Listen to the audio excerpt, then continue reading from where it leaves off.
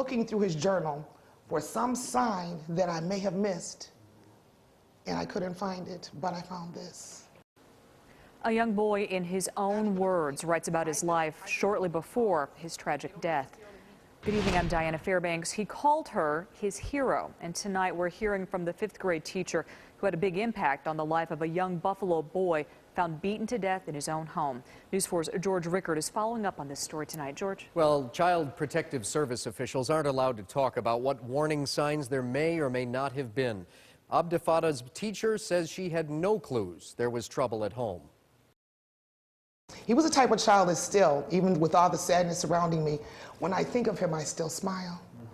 At International Preparatory School on Clinton Street, the walls are lined with tributes to Abdifada Mohammed, who we learned today was actually 12 years old, older than the other 5th graders because his primary language was Somali.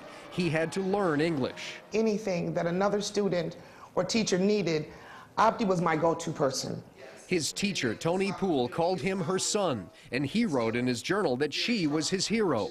And I know that maybe I should have picked my mom or my dad or even my brother and sisters, but Ms. Poole has something special that no one else has.